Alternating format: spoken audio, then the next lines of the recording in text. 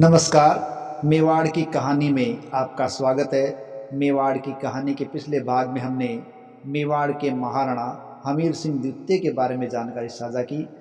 आज देखते हैं हमीर सिंह के पश्चात उनके छोटे भाई भीम सिंह शासक बने।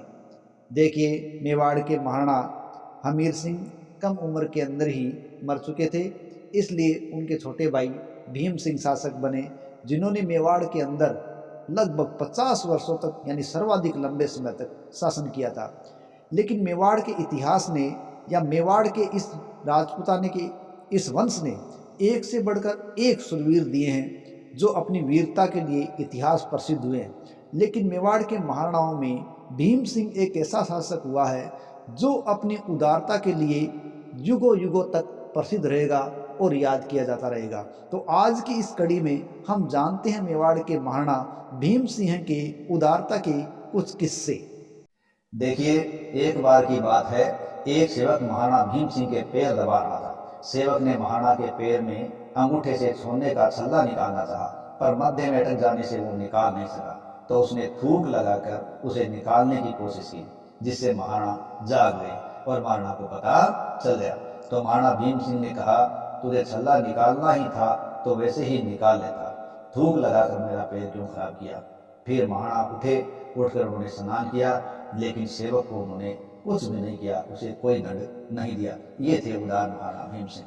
इसी प्रकार महाराणा भीम सिंह की उदारता के बारे में एक और किस्सा प्रसिद्ध है। जब राज्य की आर्थिक हालात बहुत खराब थी, तब एक व्यक्ति अपनी कन्या के विवाह के लिए महाराणा से कुछ रुपये लेने के लिए आया। महाराणा ने उसको रुपया दे दिया, लेकिन वो व्यक्ति 2 दिन बाद फिर आया और महाराणा से रुपये मांगकर ले गया। महाराणा उसकी शक्ल से जान चुके थे कि ये वही व्यक्ति है, लेकिन फिर भी वो कुछ नहीं बोले, और वो ये भी जान चुके थे कि ये व्यक्ति झूठ बोल रहा है।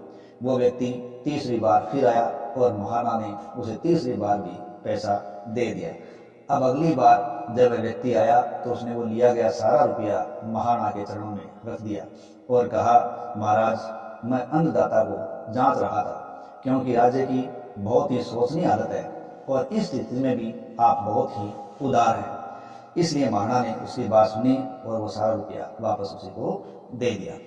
इसी प्रकार उदारता की एक और कथा प्रचलित है, चारण से किस प्रकार नाराजगी और राजीनामा। देखो, एक बार कुछ चारण महाराणा भीम सिंह की प्रशंसा में कुछ पद्य लिख कर लाए और उन्होंने वो पद्य महाराणा भीम सिंह को सुनाए और उनको इनाम मिला। केवल एक चारण ऐसा था जिसको कोई भी इनाम नहीं मिला। तो दूसरे चारण उसको चिढ़ाने लगे और उनको कहा कि तुम्हें कुछ नहीं मिला। तब उसने कहा, तुम सबने तो महाराणा की प्रशंसा करके इनाम प्राप्त किया है, देखना मैं महाराणा की निंदा करके इनाम प्राप्त करूंगा। तो इसी रूप में एक दिन महाराणा की सवारी है, वो निकल रही थी, तो वह चारण रास्ते में खड़ा हो गया और जोर जोर से बोला, भीमा थू बाटो है मोटा मगरा माइलो, भीमा थू बाटो है मोटा मगरा माइलो। अर्थात, हे भीम सिंह, तू किसी बड़े पर्वत का एक पत्थर है। महाराणा के चौकीदार और छड़ीदार उसको दंड देने के लिए आगे बढ़े, तो महाराणा ने उनको रोक दिया और उस चारण को पास बुलाया और उससे बात पूछी। उसने सारी बात बता दी। सारी बात जब महाराणा को मालूम हुई तो उसने उसको अधिक धन दिया। तब उस चारण ने अपनी बात को इस प्रकार पूरा किया, भीमा थू बाठो मोटा मगरा माइलो, भीमा थू बाठो मोटा मगरा माइलो, कर राखूं काठो शंकर जो सेवा करो। अर्थात, ए भीम सिंह, तू किसी बड़े पर्वत का ऐसा पत्थर है जिसे यत्न से रखकर मैं महादेव की भांति तेरी सेवा करूं। और ये सुनकर महाराणा बहुत प्रसन्न हुए और उसे दुगुना इनाम दिया। तो इस महाराणा के बारे में कविराज श्यामल दास ने भी खूब लिखा है कि वैसे तो महाराणा भीम सिंह का देहांत 60 साल की उम्र में हुआ, लेकिन 20 वर्ष के जवान माली का देहांत होने पर जैसा दुख लोगों को होता है, उससे भी बड़ा सदमा मेवाड़ के लोगों को लगा। उनकी नौकरी करने वाले लोगों में से जो अब भी जिंदा है, वे महाराणा भीम सिंह का नाम आते ही ठंडी सांस भरकर याद करते हैं। महाराणा की उदारता यहाँ तक थी कि इस रियासत के लोग ईश्वर का नाम लेने के बाद महाराणा भीम सिंह का नाम लेकर यह ख्याल करते थे कि अब उनका दिन चैन से गुजरे।